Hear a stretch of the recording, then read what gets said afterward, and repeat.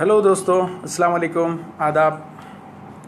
मैं आपका दोस्त सैयद रियाजुद्दीन। दोस्तों, परसों हम 3-4 दिन पहले हम जो है फेसबुक पे वीडियो अपलोड करे थे, जिसमें हमारा मुद्दा था कि किराए का घर। और इस मुहिम का नाम मैं किराएदार हूँ। इस मुहिम का नाम हम रखे हैं, हाँ मैं किराएदार हूँ। तो मेरी आप सबसे रिक्वेस्ट है दोस्तों, इस मुहिम में जुड़ने के लिए। किराया जो है बहुत ज़्यादा है। एक आम आदमी जो है घर का किराया नहीं दे सकता इतना ज़्यादा, और उसकी ज़िंदगी की कमाई का एक बड़ा हिस्सा इस किराए में चल जा रहा। और इसी के बारे में हम जो है गवर्नमेंट ऑफ इंडिया से जो है कानून बनाने के लिए हम मुहिम चला रहे हैं, जिसमें जो है डबल बेडरूम का घर 2,500 रुपये में दिया जाए, और ट्रिपल बेडरूम का घर या फ्लैट 3,000 रुपये में। और कमर्शियल जो प्रॉपर्टी होती है 10 रुपये से लेके 50 रुपये तक एरिया के हिसाब से उसकी रेंटल वैल्यू जो है गवर्नमेंट जो है डिसाइड, एक स्लैब टैरिफ बनाना, और पब्लिक उसके ऊपर बिल्कुल सख्ती से अमल करना, और गवर्नमेंट भी जो है इसके ऊपर सख्ती से अमल कराना। तो दोस्तों, आपके सामने मैं एक ऐसी छोटी सर की एक बात रखना चाह रहा था। ये लास्ट टाइम पे जब मैं वीडियो अपलोड करा तो जब लोगों से मेरी मुलाकात हुई तो बहुत सारे लोग जो है मेरे को अप्रिशिएट भी करे, और कुछ लोगों का बोलना है भाई लाखों करोड़ों रुपए लगा के मकानदार घर बना के तो तुम्हारे को जो है 3,000 रुपये में घर दूंगा क्या? हाँ, उन्हें ज़िंदगी भर जाके 15 साल मेहनत करके कमा के जो है लेके आके 4 प्रॉपर्टियाँ खड़ा कर दिया, खड़ा करके जो है उन्होंने किराए पे दे के जो है किराया नहीं लेंगे क्या? एक घर जो है 50 लाख, 1 करोड़, 2 करोड़, 1.5 करोड़ का घर है, वो 1.5 करोड़ का घर तुम्हारे को 3,000 रुपये में किराए पे देना, ये गलत बात है ना यार। और कैसा बोलते हैं ऐसा? बल्कि कुछ लोगों का ऐसा भी है, और बहुत सारे लोगों का रिस्पांस ऐसा है कि भाई आप जो बोले वो बिल्कुल सही बोले, और ये हमारी ज़रूरत है, हमारी मजबूरी है, हम आज परेशान हैं, हमारी कमाई का एक बड़ा हिस्सा किराए में चल जा रहा, हम इससे जो है हम बाहर नहीं निकल सक रहे हैं। भाई किसी तरीके से हमको जो है इस किराए से जो है हमारे को नजात होना, जो किराया इतना ज़्यादा लिया जा रहा। हाँ, 2,500 3,000 रुपये तक हम दे सकते, हमारी कमाई 15,000 रुपये है, एक चलो भाई एक चौथाई हिस्सा हमारा जो है किराए में चल जा रहा, तो हम जो है उसको मसला नहीं है हमारे लिए। मगर अगर जो है हम जो है ये सोच रहे हैं कि नहीं हमारा किराया जो है ज़िंदगी भर हमको जो है यही किराया देने का है 8,000, 10,000, 20,000, तो हमारे बच्चों का जो है गुजारा करने हमको मुश्किल हो जा रही है, उनको तालीम देना मुश्किल हो जा रहा। घर में जो है अच्छे बुरे चीज़ें होते रहते, दुख ज़िंदगी में जो है दवा वगैरह, कोई किसी की तबीयत ख़राब हो गई तो हम उसमें जो है उनको दवा भी नहीं दे पा रहे हैं। भाई हम ये आप बहुत बड़ी अच्छी बात करें, और आज तक हुकूमत नहीं सोची, आप इतना सोचे, आप बहुत अच्छी बात है, हम आपके साथ हैं, आप जो है इसको जो है मुहिम को आगे बढ़ाओ बोल के लोगों का, कई सारे लोगों का अप्रिसिएशन है। अल्हम्दुलिल्लाह, मैं चाहता हूँ कि आप सब मेरे साथ जुड़ें, और जुड़ के जो है मेरे को जो है हिम्मत दें, और इस काम में आगे बढ़ने के लिए आपका सपोर्ट रहा तो देखिए, मैं अकेला एक इंसान बोलने से जो है हिंदुस्तान की हुकूमत नहीं सुनने वाली है। आप सबका साथ सपोर्ट चाहिए मेरे को, क्योंकि अगर हमको जो है यहाँ पर किराया अगर से डबल बेडरूम का हमको जो है 2,500 रुपये कराना है, तो इसके लिए हमको एक लंबी लड़ाई लड़ना पड़ेगा, हमको एक मुहिम चलाना पड़ेगा, जिससे किराया जो है हमारे को 2,000, 2,500, 3,000 रुपये तक का किराया गवर्नमेंट की जिम्मेदारी है। जैसा नल का बिल तय करे, जैसा लाइट का बिल तय करे, जैसा प्रॉपर्टी टैक्स तय करे, जैसा और भी दूसरे जो है सेक्शंस में जो है गवर्नमेंट की एक फ़ीस होती, कोई चीज़ आप रजिस्ट्रेशन कराने जाओ उसकी ये फ़ीस है बोल के फ़ीस लेती गवर्नमेंट, उसी तरीके से भी किराया डिसाइड करना। अब इसके ऊपर बात हुई तो उसके अंदर मेरे को कुछ लोग मिलके बोले कि भाई अरे गवर्नमेंट कैसा डिसाइड करती यार, हो तुम दीवाने बातें कर रहे हैं क्या? घर मेरा है, मैं ख़रीदा, मैं ख़रीदने के अंदर गवर्नमेंट कैसा डिसाइड करती, ये क्या बातें हैं? मैं लगाया 1 करोड़ रुपए, गवर्नमेंट के पैसे है, मेरे पैसे है, तो फिर कैसा होता है ऐसा? बल्कि ऐसा लोगों का सवाल है, उन्होंने थोड़ा सर का एग्रेसिव हो रहे हैं, गुस्से में आ रहे हैं, बोल रहे भाई अरे मेरी मेहनत की कमाई है भाई, आप मेरी कमाई के ऊपर मैं तय करूँगा किराया कितना, गवर्नमेंट को नहीं तय करना। सही बात है, आपकी मेहनत की कमाई है, आपका घर आप तय करेंगे। बात यह है कि सामने वाला भी इंसान है जिसको आप दे रहे हैं, और वो ज़रूरतमंद है, और वो गरीब है, मजबूर है, लाचार है, उसकी आमदनी इतनी नहीं है कि आप जितना तय करें किराया जो है हर महीना बराबर रेगुलर पे करें। इतने ज़्यादा किराए में उसकी अपनी ज़िंदगी जो है कुछ आगे नहीं बढ़ सक रही, ना उन्हें अपने अच्छे बच्चों को जो है अच्छी तालीम दे सक रहा, अगर उसके घर में कोई तबीयत वगैरह ख़राब हो गई तो कोई अच्छे दवाखाने में इलाज नहीं करा सक रहा। उसकी ज़रूरत है ज़िंदगी के जो बेसिक चीज़ें हैं वही उसको कम पड़ जा रहे हैं जीने के लिए। पैसों की बहुत तकलीफ़ है, उसको तंगी है। तो आप ऐसे इंसान जो है, इंसानियत के एतबार से भी आप सोच सकते हो उसके बारे में। अरे भाई चलो एक इंसान है, इंसान को जो है हम घर दे रहे रहने के लिए, आखिर वो इतने पैसे कैसा देंगे। आप तो खैर मालदार है, आपके पास बहुत माल है, आप कुछ भी कर सकते हैं, फ्री में भी दे सकते हैं। लेकिन आप फ्री में नहीं दे के किराए पे भी दे रहे हैं घर से, तो उसका एक ऐसा रीजनेबल किराया होना चाहिए जो किराएदार आपका रहने वाला हंसी खुशी आपको दे सके। दोस्तों मेरे एक दोस्त है, बारकस में रहते हैं, हैदराबाद बारकस में, तेलंगाना।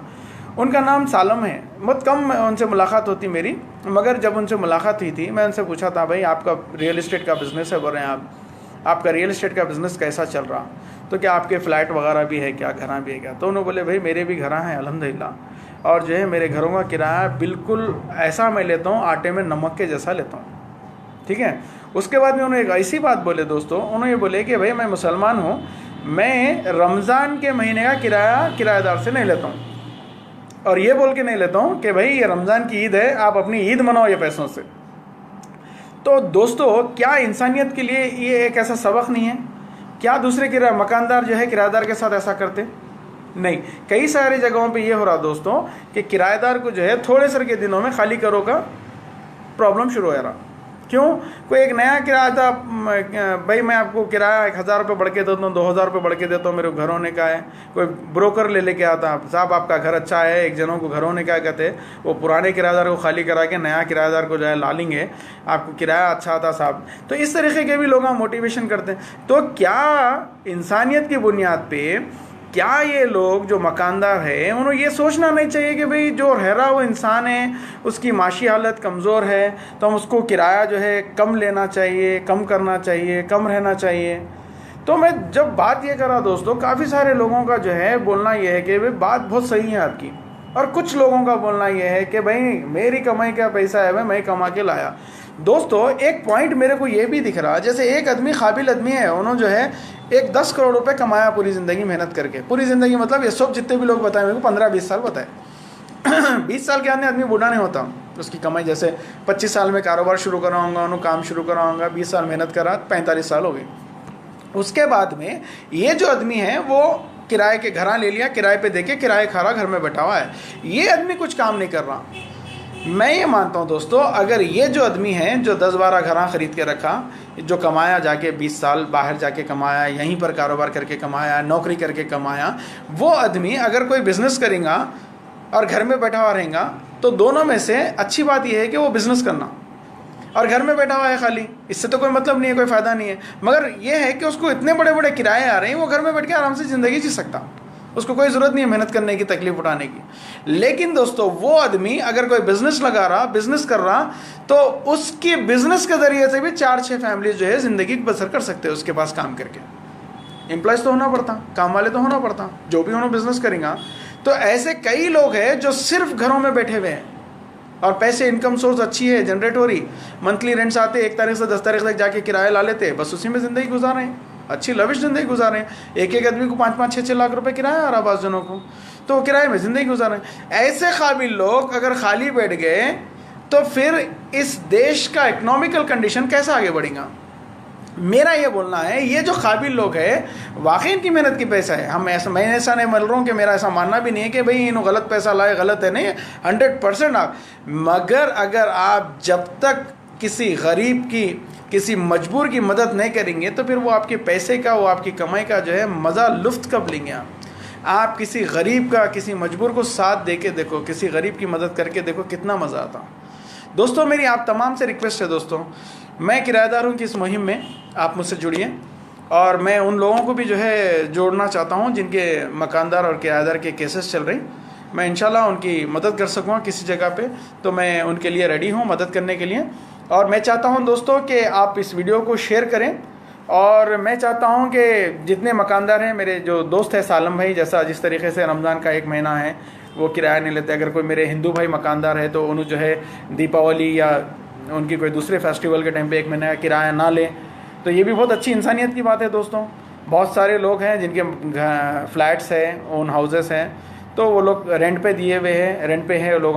तो मैं चाहता हूँ दोस्तों कि आप सबसे मेरी रिक्वेस्ट है कि इस मुहिम को आगे ले जाने के लिए मुझे आपका सपोर्ट चाहिए, आपका साथ चाहिए। मेरे इस वीडियो को शेयर करिए ताकि मेरी ये बात, मेरा मैसेज लोगों तक पहुँचे, हर वो किराएदार तक पहुँचे, हर वो किराएदार के मोबाइल के फ़ोन पर तक पहुँचे, फेसबुक की आईडी पे पहुँचे, ताकि वो देखे और इससे समझें कि आज हमारी जो ज़िंदगी की जो कमाई है, एक बड़ा हिस्सा किराए में जा रहा, और उस बड़े हिस्से को किराए में जाने से किस तरीके से रोका जाए, क्या तरीक़ा हो और क्या पॉलिसी हो, गवर्नमेंट हमारे लिए क्या करे, हम गवर्नमेंट से क्या चाहते हैं। गवर्नमेंट प्रॉपर्टी ओनर को भी जो है किसी किस्म की फैसिलिटी दे सकती है, किसी किस्म का टैक्स कम कर सकती है गवर्नमेंट, या उनको जो है इनकम टैक्स में रिबिट्स दे सकती है। बहुत सारी चीज़ें ऐसे जो गवर्नमेंट पॉलिसी बना सकती है। मकानदार जो है कम किराए पे दे रहा अगर घर, तो उसके लिए भी कुछ दूसरे स्कीम्स ला सकती हैं। मगर ये बात ज़रूरी है दोस्तों, अगर हमको आज गरीबी से लड़ना है, तो गरीबी का मुकाबला करना है, तो हमको आज बाहर आना होगा, आज हमको लड़ना होगा, आवाज़ उठाना होगा। और एक बहुत बड़ा मैं इकनॉमिकल जो हिंदुस्तान की इकनॉमी है वो उसके ऊपर मैं बात करना चाह रहा हूँ, उसके ऊपर बात कर रहा हूँ मैं। आज गरीब रहने की एक वजह, बहुत बड़ी वजह है, मैं मानता हूँ कि उसकी ज़िंदगी की मेहनत की बहुत बड़ा कमाई का बड़ा हिस्सा किराए में जा रहा। दोस्तों मुझे आपका साथ चाहिए, आपका सपोर्ट चाहिए। मैं रियाजुद्दीन आपके सपोर्ट का इंतज़ार कर रहा हूँ। मेरे वीडियो को शेयर करिए, मैं आपसे जुड़ना चाहता हूँ। आपको किसी भी किस्म की मकानदार और किराएदार की किसी किस्म की लैंडलॉर्ड टेनेंट का कोई प्रॉब्लम हो तो मुझसे जुड़िए। इंशाल्लाह मैं आपको गाइड करूँगा, मैं आपको हेल्प करूँगा। ऐसा नहीं कि मैं सिर्फ किराएदार का फेवर करूँगा, ऐसा नहीं है। जो बात सही होगी, जो हक़ की बात होगी, मैं वही करूँगा। और मैं चाहता हूँ कि हमारे हिंदुस्तान भर में जो है किराए के दाम कम हो। तमाम हिंदुस्तान में जो है जितने भी middle class, lower middle class लोग हैं, वो सारे के सारे लोग परेशान हैं। उन सब की जो है परेशानी का सलूशन एक ही है दोस्तों। तो गवर्नमेंट से जो है हम डिमांड करें और गवर्नमेंट किसी एक क़ानून पास करें रेंट के ऊपर। जैसे हमारे पास रेंट कंट्रोल भी एक एक्ट है, उसका इम्प्लीमेंटेशन किस तरीके से किया जा रहा, सिर्फ कोर्ट के अंदर है वो, और बाहर रेंट की वैल्यू जो है डिसाइड नहीं करता वो। बट रेंट जो है 3,500 रुपये से कम अगर है तो वो रेंट कंट्रोल के अंडर में आता, अदरवाइज़ वो केस सिविल में जाता। तो सिविल एक्ट अलग है, रेंट कंट्रोल एक्ट अलग है। तो मैं ये चाहता हूँ कि जैसे 3,500 रुपये रेंट कंट्रोल की वैल्यू गवर्नमेंट रखी है, ऐसा लॉ है हिंदुस्तान का, तो उस लॉ के तहत 3,500 रुपये वाला घर आखिर होता कौन सा, गवर्नमेंट को ये दिखाना होगा, ये बताना होगा, ये डिसाइड करना होगा कि भाई जब तुम रेंट कंट्रोल की रेंट वैल्यू जो है 3,500 रुपये रखें, तो क्या 3,500 रुपये में आज कहीं घर मिल रहा क्या? और घर मिल रहा तो कहाँ मिल रहा? दोस्तों ये बहुत बड़ी बात है दोस्तों, गरीब के साथ एक मजाक है। मैं चाहता हूं कि आप तमाम लोग मुझसे जुड़ें और मैं इस मुहिम को आगे ले जाना चाहता हूं। मैं किराएदार हूं, तो इसमें मेरा साथ दें और इंशाल्लाह बहुत जल्द हमारी आपसे मुलाकात होगी। और तमाम हिंदुस्तान के शहरियों को, हिंदुस्तानियों को, मेरे भाइयों को ईद की बहुत बहुत मुबारकबाद। Thank you. जय हिंद।